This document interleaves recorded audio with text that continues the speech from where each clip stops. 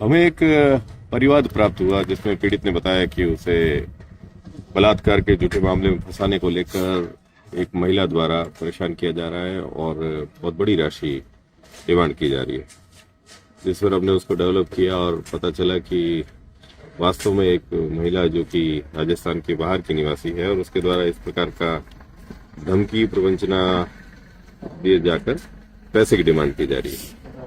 तो हमने इस पर पैसे जो दिए गए उनको उससे बरामद करते हुए महिला और उसके एक साथी जिसने योजना बना के ऐसा किया था उन दोनों को गिरफ्तार किया है। महिला प्रियंका है जो कि मूल रूप से पश्चिम बंगाल की रहने वाली है और वर्तमान में दिल्ली में रह रही है तथा उसके साथी युवक है कमल सिंह जो कि यहीं का बाड़मेर का निवासी है।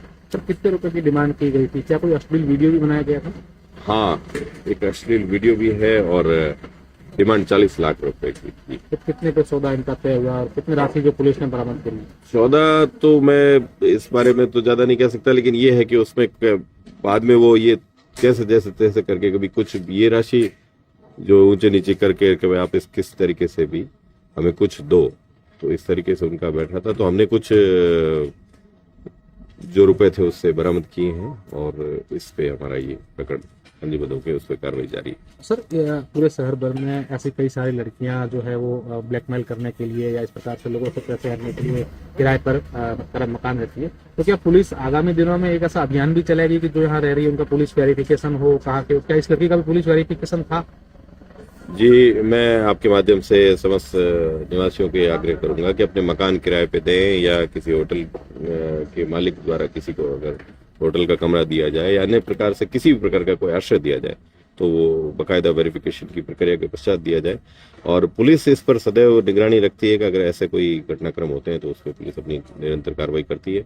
फिर भी उच्चाधिकारी द्वारा समय समय पर विशेष अभियान चलते रहते हैं तो हम उसमें भी कार्रवाई करते रहेंगे। सर ये वीडियो कहाँ पर बनाया गया था और कहाँ पर दबिश देकर इन दोनों को पकड़ा गया? जो बाड़मेर शहर में ही बनाया गया था। सर बाड़मेर में लगातार हनी ट्रैप के इस प्रकार के मामले सामने आते हैं, कई बार ब्लैकमेल उनको किया जाता है, कई लोग लोक लाज के चलते सामने भी नहीं आते हैं, तो क्या लोगों से सर अपील करना चाहेंगे लोग इन चीजों से कैसे बचें और अगर शिकार हो भी जाते हैं तो कैसे पुलिस के पास आए और किस प्रकार की उनको आगे आना? देखिए, भारतीय जो दंड विधान है उस विधान में स्पष्ट तौर पे कहा गया कि अगर कोई आयु पूर्ण कर चुकी वय प्राप्त कोई महिला है और आप पुरुष हैं और आपके बीच में संबंध जो बनते हैं वो किसी प्रकार से जबरदस्ती नहीं है तो वो अपराध नहीं है। तो आप इस प्रकार के किसी भी दबाव धमकी में न आए।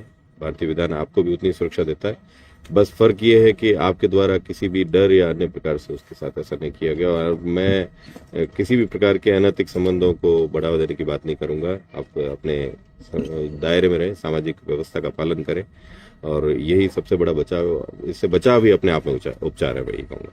Thank you sir.